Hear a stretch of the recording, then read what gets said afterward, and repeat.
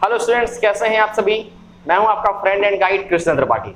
बच्चा लोग, क्या हुआ था कि हम लोगों ने इंग्लिश का जो सीरीज था वो स्टार्ट किया था, जिसमें हम लोगों ने सेंटेंसेस के लगभग 2 वीडियो किए थे, जिसमें हम लोगों ने सेंटेंस क्या होता है, सेंटेंस के फॉर्म्स क्या होते हैं, टाइप्स क्या होते हैं, ये हम लोगों ने देखा था। इसके बाद एक वीडियो किया था, इसमें आर्टिकल्स के बारे में जाना था, राइट। इसके बाद उन आर्टिकल्स में क्या एडिटिंग आ सकती है आपके पैटर्न में, क्या ओमिशंस आ सकते हैं आपके पैटर्न में, सब कुछ सारी चीजें सीखा था।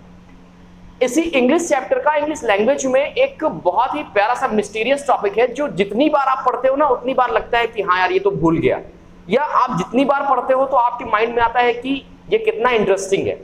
तो सच में वो बहुत ज्यादा इंटरेस्टिंग टॉपिक है। और हाँ, मैं किसी दूसरे टॉपिक की नहीं बल्कि अपने वही पुराने टॉपिक की बात कर रहा हूं, जिसका नाम है tense. Student, what is tense?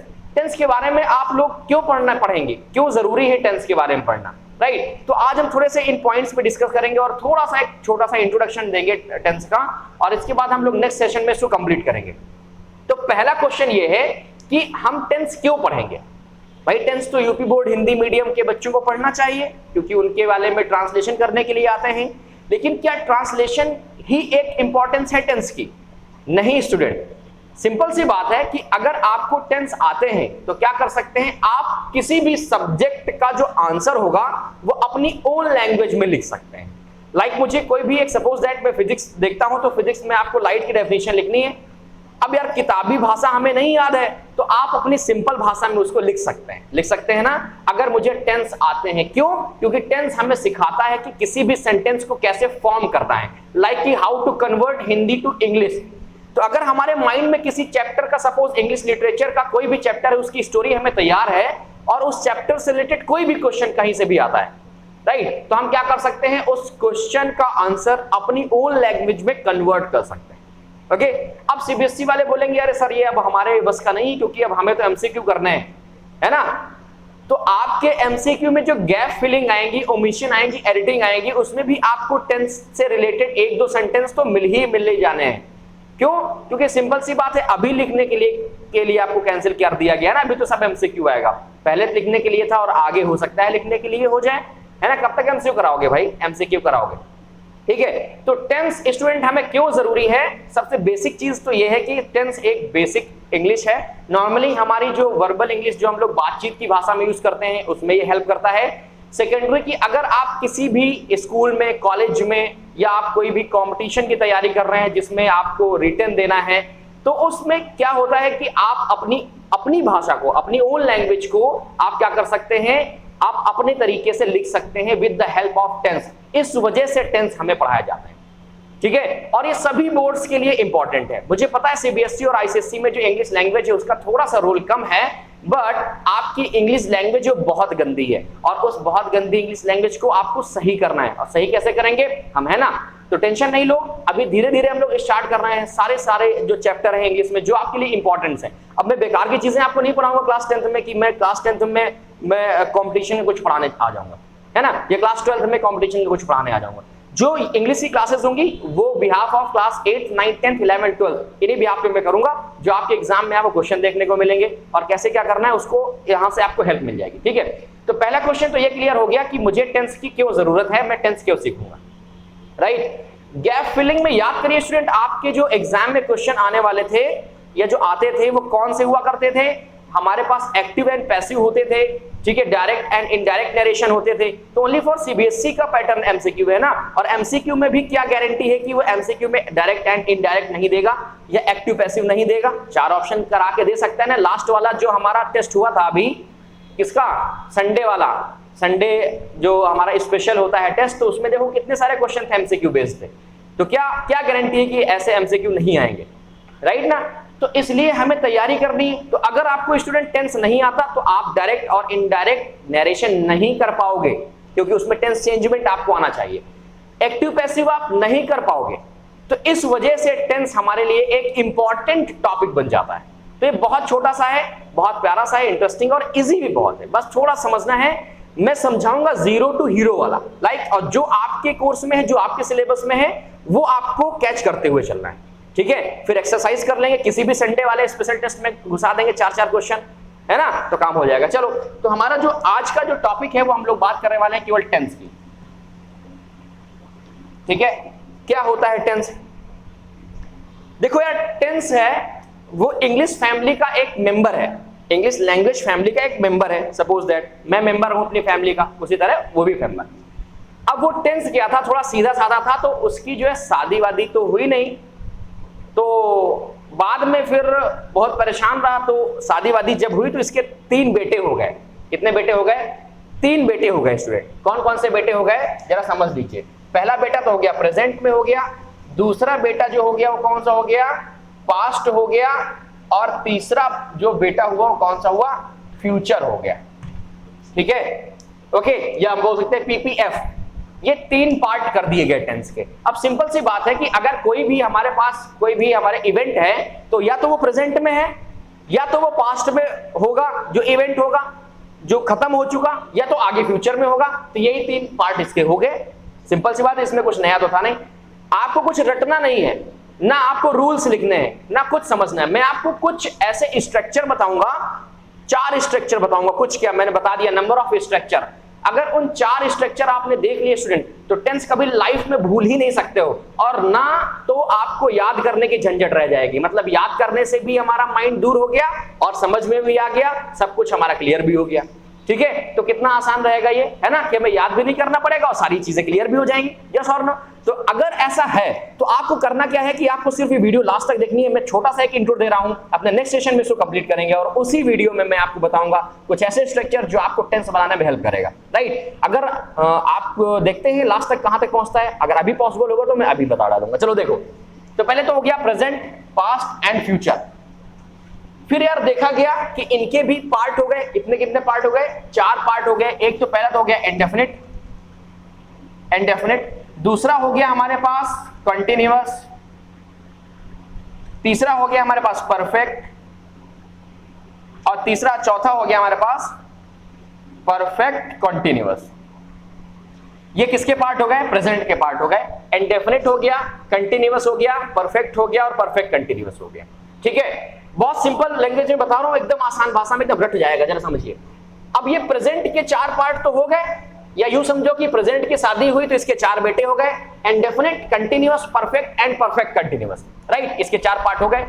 अब हुआ क्या कि जब प्रेजेंट के 4 पार्ट हो गए, 4 बेटे हो गए, तो इनके पापा ने, टेंस ने बोला कि यार तुम दोनों रुक जाओ भाई, बहुत महंगाई चल रही है, इन 4 को ही मिल भर के देख लेंगे पढ़ाई लिखाई का। तब यार ये दोनों परेशान भाई, फिर भी चलो बोले ठीक है, पापा की बात कौन टालेगा, तो पापा की बात टाले नहीं, इन्होंने बोला चलो ठीक है, पापा मान गए, मान गए। तो क्या हुआ कि इन्होंने टर्न कर लिया, एक डन कर लिया एग्रीमेंट कि जब ये 4 प्रेजेंट के पास रहेंगे तो ये किसकी प्रॉपर्टी यूज करेंगे? प्रेजेंट की प्रॉपर्टी यूज करेंगे। ठीक है स्टूडेंट, और जब यही 4 किसके साथ रहेंगे? पास्ट के साथ रहेंगे, तो ये पास्ट की प्रॉपर्टी यूज करेंगे। अब सीधी सी बात है यार, अगर आप मौसी के यहाँ जाओगे तो मौसी का टूथब्रश साबुन नहीं यूज करोगे कि अपना लेके जाओगे, मौसी का यूज करोगे ना। तो चलो ये चाचा के पास गए तो चाचा की प्रॉपर्टी यूज करते थे। फिर फर्दर अगर अगले चाचा के पास गए, सबसे छोटे वाले चाचा के पास, तो इसकी प्रॉपर्टी यूज करते थे। राइट, तो हैं यही 4, लेकिन जब वो प्रेजेंट के साथ लगते हैं तो भैया प्रेजेंट की प्रॉपर्टी यूज करेंगे। तो क्या हो जाएगा? Present indefinite, present continuous, present perfect and present perfect continuous. और जब यही 4 पास्ट के साथ लग जाते हैं तो किसकी प्रॉपर्टी यूज करेंगे? पास्ट की, past indefinite, past continuous, past perfect and past perfect continuous. Simple. Future के साथ लग जाएंगे तो यही चारों, future indefinite, future continuous and future perfect continuous. Last तक देख लेना। राइट, बात समझ में आई? तो है केवल 3 पार्ट और उनके सब पार्ट 4, और इन चारों के साथ जब अरेंज किया जाता है तो उनकी जो नेचर होता है, उनका जो यूज करने का तरीका होता है, स्टाइल होता है, वो इसके हिसाब से चेंज हो जाता है। ठीक है स्टूडेंट, क्या इतनी बात समझ में आ गई? Okay, simple. अब यार आपको याद होगा कि हमने जब सेंटेंस पढ़ा था तो मैंने आपको स्ट्रक्चर बताया था, यस और नो, कि हाउ टू फॉर्म सेंटेंस। किसी भी सेंटेंस को फॉर्म करने का स्ट्रक्चर क्या होता है? सेम टेंस है ना, तो कुल मिला के इसका भी यूज कहीं ना कहीं ट्रांसलेशन में होगा, सेंटेंस बनाने में ही तो होगा। तो सेंटेंस को अगर बनाने में यूज होगा तो इसका भी कुछ ना कुछ स्ट्रक्चर होगा स्टूडेंट। तो आपको कुछ नया नहीं तैयार करना, वही पुराना ही तैयार करना है। चलो देखते हैं। जो मैं आपको बता रहा हूं इसको आप लोग क्या करते जाइएगा? लिखते जाइएगा बहुत ही शॉर्ट फॉर्म में, क्योंकि ये बहुत ज्यादा इंपॉर्टेंट है। अब पहले तो मैंने सीख लिया कि प्रेजेंट हो गया, पास्ट हो गया, फ्यूचर हो गया, फिर इनके 4 पार्ट हो गए, मतलब 12 टेंस के बारे में हमें पढ़ना है कुल मिला के, अगर देखा जाए, है ना। लेकिन आज मैंने आपको बताया कि टेंस क्यों जरूरी है, राइट। टेंस का हमें कैसे यूज करना है, क्यों पढ़ना है कि नहीं, और कौन कौन से बोर्ड में पढ़ना है, तो सभी बोर्ड में पढ़ना है। अब मैं आपको बताने जा रहा हूं कि टेंस में केवल ये 4 टाइप की स्ट्रक्चर फॉलो होंगे, बस और कुछ नहीं होगा, ठीक है। और स्ट्रक्चर के बाद मैं आपको प्रेजेंट का आपको कुछ करा दूंगा इंट्रो, तो क्लियर हो जाएगा, और फिर नेक्स्ट सेशन में कवर कर लेंगे। चलो, अब जो स्ट्रक्चर टेंस में यूज करने हैं वो 4 तरह के होते हैं। एक तो सिंपल सेंटेंस का स्ट्रक्चर होगा, दूसरा होगा नेगेटिव सेंटेंस का, तीसरा होगा इंटेरोगेटिव का, होगा इंटेरोगेटिव टाइप 1 एंड टाइप 2, है ना। चलो, और चौथा स्ट्रक्चर किसका होगा, इंटेरोगेटिव इंटेरोगेटिव का हो जाएगा और प्लस नेगेटिव का हो जाएगा, इंटेरोगेटिव प्लस नेगेटिव, ठीक है। अब स्ट्रक्चर समझ लेना, 12 के 12 में यही यूज होगा, बस केवल रिप्लेस करते जाना है चीजों को और सेंटेंस आप फॉर्म कर लोगे, बहुत इजी है। सिंपल सेंटेंस का जो स्ट्रक्चर होता है स्टूडेंट, हम लोगों ने ऑलरेडी पढ़ रखा हुआ है। क्या पढ़ रखा हुआ है, चलो रिपीट करो मेरे साथ, क्या, subject plus helping verb plus main verb plus object. ऐसा टेंस आपने कहीं नहीं देखा होगा किसी भी चैनल में, क्योंकि मैं आपको सीधे एक एक पॉइंट नहीं बता रहा हूं, है ना, कि ये रूल लिखो वो रूल लिखो, मैं टू द पॉइंट बात कर रहा हूं, डिक्टो point. Subject plus helping verb plus main verb plus object, मतलब कि अगर हमें सिंपल सेंटेंस बनाना है, चाहे वो प्रेजेंट कंटिन्यूअस का हो, चाहे प्रेजेंट परफेक्ट का हो, चाहे फ्यूचर कंटिन्यूअस का हो, फ्यूचर परफेक्ट का हो, तो सिंपल सेंटेंस ऑलवेज ऐसे ही बनेगा, subject plus helping verb plus main verb plus object. इसका मतलब क्या हुआ, मतलब ये हुआ कि अगर प्रेजेंट में तो प्रेजेंट की हेल्पिंग वर्ब लेगा, फ्यूचर की है तो फ्यूचर का हेल्पिंग वर्ब लेगा, इनको रिप्लेस करते जाओ और मेन वर्ब की फॉर्म्स रिप्लेस करते जाओ टेंस के अकॉर्डिंग। लो, बन गया भैया सेंटेंस। क्या उर्दू पढ़ दी क्या हमने, नहीं ना। चलो आगे देखो, अब नेगेटिव की बात कर लेते हैं भाई। नेगेटिव में क्या होता है, subject plus helping verb plus not लगा दो यार, नॉट या नेवर जो भी दिया, बताओ कितना सिंपल है। क्लास 8th लेवल का है, लेकिन क्लास 10th के बच्चों को भी अभी नहीं आ रहा होगा, क्लास 12th के बच्चों को भी नहीं आ रहा होगा। ये तो OTBA कैसे करोगे जाके। और नॉट के बाद फिर क्या करना है अपने को, हेल्प मेन वर्ब लगा देना है और फिर क्या लगा देना है, ऑब्जेक्ट। आई थिंक यहां तक आपको दिख रहा होगा, तो ये कर देना है, नेगेटिव हो गया। अब बात आती है सर इंटेरोगेटिव टाइप 1 टाइप 2, ये क्या है भाई। तो देखो, एक तो होता है interrogative type 1 yes no type question answer, right, और दूसरा होता है इंटेरोगेटिव टाइप 2 जिसमें क्वेश्चन पूछे जाते हैं। तो सबसे पहले मैं बात करूंगा यस नो टाइप वाले क्वेश्चन की, ये क्या होते हैं। तो यस नो टाइप क्या होता है भाई, जरा समझो। सपोज दैट मैं तुमसे क्वेश्चन करूं कि भाई अविरल तुमने क्या खाना खाया है, या क्या तुमने खाना खाया, तो क्या तुम आंसर दोगे, तुम आंसर दोगे हाँ सर मैंने खाया है। मैं पूछूंगा अरे मोहित पानी पी चुके, तो तुम क्या कहोगे, हाँ पी चुके। कि ये कहोगे क्या कि नहीं सर वो मम्मी ने मुझको दिया था, तो मौसी ने बोला था, तो मैंने क्या किया। रीजन बताओगे क्या मेरे को, नहीं। मैं कहूंगा क्या तुम पागल हो, तो तुम क्या कहोगे, नो। कि कहोगे यस, कुछ भी बोलोगे यस और नो, सिर्फ वन वर्ड आंसर दोगे, यस और नो दोगे ना। तो ऐसे हम लोग क्वेश्चंस को बोलते हैं interrogative type 1 yes no type question answer. और इनका जो बनाने का तरीका होता है वो कैसा होता है, देखो हेल्पिंग वर्ब पहला लगता है, इसमें क्या लगता है, ये लगता है इंटेरोगेटिव, लेकिन क्या दिखेगा सबसे पहले, हेल्पिंग वर्ब, इसके बाद सब्जेक्ट, इसके बाद मेन वर्ब की form plus object plus question mark. कोई दिक्कत, कहीं से भी कोई भी ये पूछ ले, बस इन स्ट्रक्चर में सब्जेक्ट जो है वो उठा के रखो, मेन वर्ब जो है वो उठा के रखो, हेल्पिंग वर्ब जो है वो उठा के रखो, ऑब्जेक्ट है वो उठा के रखो, बन गया, फॉर्म हो गया। फॉर्मेट बता रहा हूं मैं केवल, और इन 4 फॉर्मेट के अलावा कोई 5वां फॉर्मेट होता नहीं भाई साहब, ये बात समझ लीजिए। अगर आप इंटेरोगेटिव टाइप 2, मतलब अब इसमें यस और नो से क्वेश्चन से काम नहीं चलेगा। लाइक मैं अगर पूछूं कि आप कल पढ़ने क्यों नहीं आए थे, तो आप क्या कहेंगे, यस सर। हाँ, आप कहेंगे कि कल सर मेरे पेट में दर्द था, मेरे सर में दर्द हो रहा था, हेडेक था, तो इस वजह से नहीं आया। आप रीजन बताओगे ना यार, तो रीजन बताओगे तो क्या हो जाएगा, ये टाइप 2 हो गया कि नहीं हो गया, रीजन वाला। तो मैं यहां कर सकता हूं क्वेश्चन वर्ड और बस डिक्टो सेम उतार देना, इसको helping verb plus subject plus main verb plus object. अब मान लो ये इंटेरोगेटिव हो गया, अब इसी में आपको नेगेटिव बनाना है इन दोनों में से, ये इंटेरोगेटिव प्लस नेगेटिव वाला। तो नॉट कहां लगाओगे, not always place after the subject, not always कहां प्लेस करोगे, सब्जेक्ट के बाद। तो अगर नेगेटिव लगाना है, नॉट लगाना है, तो कहां प्लेस कर दोगे, सब्जेक्ट के बाद करोगे, और वही स्ट्रक्चर बन जाएगा इंटेरोगेटिव एंड नेगेटिव का। Is that clear. ये 4 स्ट्रक्चर है, इन 4 स्ट्रक्चर के अलावा कहीं कोई स्ट्रक्चर नहीं लगता है पूरे टेंस में। बट अब देखो, जहां कहीं बट लग जाए समझ जाओ कुछ गड़बड़ है। ये प्रेजेंट इंडेफिनिट का अफर्मेटिव मतलब simple sentence, and past indefinite का अफर्मेटिव मतलब सिंपल सेंटेंस, ये थोड़े से यार चिड़चिड़े टाइप के हैं, ये इनकी सुनते ही नहीं है, कोई भी रूल रेगुलेशन नहीं मानते, उनका खुद का रूल चलता है। तो आइए चलते हैं हम लोग अपने फर्स्ट टेंस की तरफ, दैट इज प्रेजेंट इंडेफिनिट, और उसमें हम लोग आज पहला पार्ट क्लियर करेंगे, दैट इज अफर्मेटिव, राइट। आओ चलो, स्ट्रक्चर आई होप आपने नोट कर लिए होंगे। अब अपन मूव कर रहे हैं present indefinite affirmative.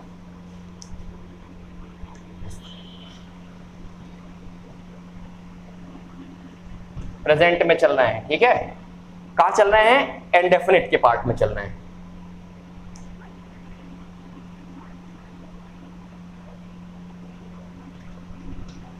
Present indefinite, ठीक है।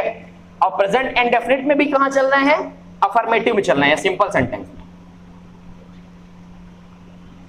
चलो भाई, तो प्रेजेंट इंडेफिनिट का सिंपल कैसे होता है ये आप सबको पता है। क्या पता है कि सब्जेक्ट बनता है प्लस मेन वर्ब लगता है, और मेन वर्ब में क्या लग जाता है? एस या ईएस लग जाता है। ये लो बन गया सिंपल, बन गया ना सिंपल। सब्जेक्ट लगाओ, मेन वर्ब लगाओ, एस या ईएस लगाओ। लेकिन ये किसके लिए है? ये जब सब्जेक्ट हमारा कैसा हो? सिंगुलर हो। कैसा हो? सिंगुलर हो। और अगर प्लूरल सब्जेक्ट है तो सब्जेक्ट अगर कैसा है? प्लूरल है, तो ये हो जाएगा मेन वर्ब ओनली बस।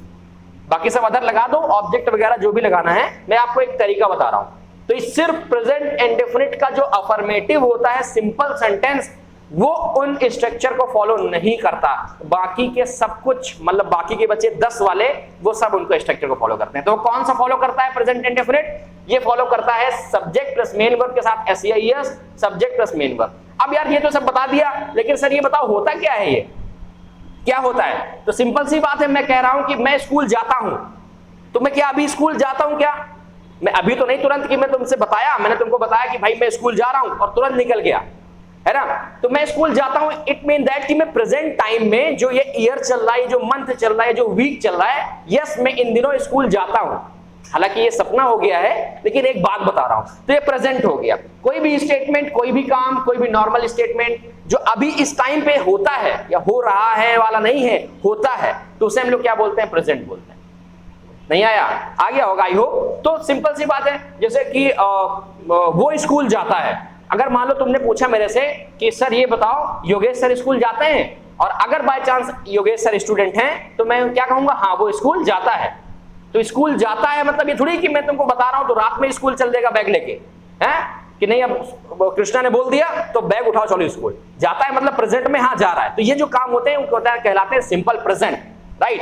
अब आप कैसे पहचानोगे, कैसे क्या रखोगे? अगर सिंपल आता है तो ऐसे आप पहचान सकते हो, CBSE and ICSE for subject main verb S and ES, subject plus main verb, right. अगर सपोज दैट कि बोल दिया जाए ही गोज, सबसे पहला सेंटेंस दुनिया में अगर इंग्लिश की शुरुआत हुई थी तो सबसे पहला सेंटेंस यही बना होगा मुझे लगता है, क्योंकि मैंने अभी तक जितनी बार भी इंग्लिश टेंस की स्टार्टिंग की है क्लासेस में, जितनी भी क्लास पढ़ाता हूं, तो मेरी स्टार्टिंग यही से होती है ही गोज से। और मेरी नहीं, जितना भी टीचर है।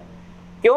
क्योंकि हमारी जो एजुकेशन सिस्टम है वो कैसा है? इजी टू टफ, है ना। तो सबसे इजी तो यही है, ही गोज, है ना।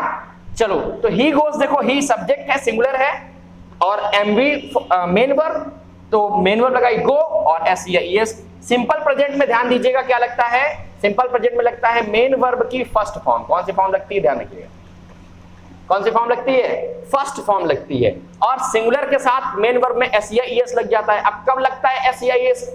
यार सिंगुलर टू प्लूरल बनाना सीखे हो कभी क्लास 7th में, 5th में? तो हाँ बिल्कुल, जिन वर्ड के लास्ट में X, C H, double S, है ना, इस तरह के वर्ड आ जाते हैं, बहुत सारे वर्ड होते हैं, तो ये वर्ड आते हैं तो वहां पर क्या लगाते हैं हम लोग? एस या ईएस लगाते हैं। ऐसा कुछ नहीं। देखो सिंपल सी बात है, अगर किन्हीं वर्ड के लास्ट में, भाई प्रॉब्लम होगी ना सर एस कब लगाएं, ईएस कब लगाएं, तो अगर किसी वर्ड के लास्ट में हमारे पास C H, X H, S S, ठीक है, ईटीसी बहुत वर्ड होते हैं, तो अगर ये आते हैं तो वहां पर क्या लगता है? ईएस लगता है। अगर ये वर्ड नहीं आते हैं, ये वर्ड क्या करते हैं? नहीं आते हैं, तो वहां पर क्या लगता है? एस लगता है। मेन वर्ब की बात बता रहा हूं मैं, मेन वर्ब के लास्ट में। तो ये तो हो गया हमारे पास ईएस कब लगाएं, एस कब लगाएं, है ना। और सिंगुलर होगा तो एस या ईएस में से कोई एक लगेगा, दोनों ना लगा देना। और अगर प्लूरल होगा तो केवल सब्जेक्ट प्लस मेन वर्ब, जैसे दे गो, सिंपल। चलो भाई, अगर जैसे क्वेश्चन में कराता हूं, जैसे द बॉय गोज होम, तो बॉय गोज होम, तो बॉय कौन सा? एक सिंगल लड़का है, घर चला गया, सिंपल सी बात है। तो देखो ये प्रेजेंट में क्या है कि वो स्कूल घर जाता है। तो अब ये इस वक्त की बात है कि मैं उसको देख रहा हूं और वो घर की तरफ जा रहा है, तो मैं किसी दूसरे कह रहा हूं कि वो घर जाता है, वो घर जा रहा है, ठीक है, ऐसा। अब एक और क्वेश्चन कर लेते हैं भाई, अगर आपको ऐसा कुछ समझ में आ रहा है तो। चलो ये आई होप अफर्मेटिव समझ में आ गया होगा। अब बात करते हैं नेगेटिव से। कहां से बात करते हैं? नेगेटिव से। ठीक है, तो मैं इसको इरेज कर देता हूं। अफर्मेटिव मतलब सिंपल सेंटेंस, केवल ये स्ट्रक्चर फॉलो नहीं करता, बाकी सारे स्ट्रक्चर फॉलो करते हैं। अब नेगेटिव में आ जाते हैं। छोटा सा इंट्रो है जिसमें आपको प्रेजेंट खत्म करके दूंगा, क्योंकि आगे कुछ अच्छे अच्छे टेंसेस हैं, इसलिए थोड़ा सा हमें रुकना पड़ेगा। और नरेशन एक्टिव पैसिव में बहुत आप पूछ जाते हैं, ये प्रेजेंट इंडेफिनिट का अफर्मेटिव बहुत पूछा जाता है। चलो अब बात करते हैं नेगेटिव की। किसकी बात कर लेते हैं? नेगेटिव में। तो नेगेटिव में क्या होता है कि यहां से उसकी हेल्पिंग वर्ब क्या लगनी शुरू हो जाती है? क्या लिख रहा हूं मैं यार? डू। क्या लिखना शुरू हो जाती है? डू। या तो क्या लगना शुरू हो जाती है? डज। क्या लगना शुरू हो जाती है? Helping verb does. ठीक है, बट मेन वर्ब की क्या लगती है? Always first form. Present indefinite में always first form. Helping verb क्या? Do and does. ठीक है, चलो भाई इतनी बात समझ में आ गई। अब नेगेटिव का स्ट्रक्चर देखो, वो 4 स्ट्रक्चर जो बताए थे ना, वो फॉलो होने लगा। यहां से केवल अफर्मेटिव नहीं लेता है ना, सिंपल नहीं लेता है, नेगेटिव तो फॉलो करेगा ना, मैंने बताया था। तो क्या स्ट्रक्चर लिखवाया था? Subject plus helping verb plus main verb plus object, main verb की form plus object plus other word. अगर कुछ इंफॉर्मेशन दी है, नहीं दी है तो ठीक है, बाय बाय टाटा, यहीं से कर दो, खत्म। ठीक है, अब जरा देखो भाई, अब हमें कोई भी सेंटेंस बनाना है, हेल्पिंग वर्ब को उठा के हेल्पिंग वर्ब की जगह रख दो। अगर सब्जेक्ट हमारे पास सिंगुलर है तो वी कैन अप्लाई डज। अगर प्लूरल है तो क्या अप्लाई करेंगे? डू अप्लाई करेंगे। Plural subject always takes do और singular subject always takes does. ठीक है, अब इसमें एस या एस क्यों नहीं लगाते हैं? क्योंकि देखो हेल्पिंग वर्ब में ऑलरेडी ईएस लगा के दिया है सिंगुलर के साथ, और प्लूरल के साथ देखो नहीं लगा रहा है, केवल डू है ना, तो इसलिए एस या एस यहां से खत्म हो जाता है। चलो भाई, तो सब्जेक्ट लगाया। अब सब्जेक्ट अगर सिंगुलर है तो डज लगाओगे, प्लूरल है तो डू लगाओगे। कोई भी सेंटेंस है मान लो, मेन वर्ब का कौन सा लगाओगे? फर्स्ट फॉर्म लगाओगे प्लस ऑब्जेक्ट लगाओगे। लो, ट्रांसलेशन हो गया, चेंज हो गया, टेंस बदल गया। ठीक है, अब आप हिंदी से इंग्लिश कर सकते हो, इंग्लिश से हिंदी कर सकते हो, या कोई भी सेंटेंस आपको अपनी लैंग्वेज में लिखना है जिसका टेंस प्रेजेंट इंडेफिनिट होगा और नेगेटिव होगा, तो आप ऐसे लिख सकते हो। यस और नो लिख सकते हो ना भाई। चलो अगर आप चाहो तो कहो तो एक क्वेश्चन बता देता हूं, जैसे he does not learn his lesson, जैसे उसने अपना लेसन नहीं याद किया हुआ, he does not learn his lesson. Simple है। आई होप ज्यादा समझाने की जरूरत नहीं है मुझे। आई बात समझ में कि नहीं आई? थोड़ी सी भी अगर प्रॉब्लम आ रही है आप लोग को तो मुझे बता दीजिएगा कमेंट करके के। ओके, चलो अब बात करते हैं जरा इंटेरोगेटिव। किसकी बात कर लेते हैं? इंटेरोगेटिव की। तो इंटेरोगेटिव की हम लोग अब बात करेंगे अपने नेक्स्ट वीडियो में। कैसा लगा? मजाक नहीं है, सच में। हम लोग अगले वीडियो में बात करेंगे इसके इंटेरोगेटिव की, interrogative plus negative, and past की बात करेंगे, एंड फ्यूचर भी हम लोग कोशिश करेंगे कि जो हमारा अगला वीडियो आएगा टेंस का, उसमें खत्म करेंगे।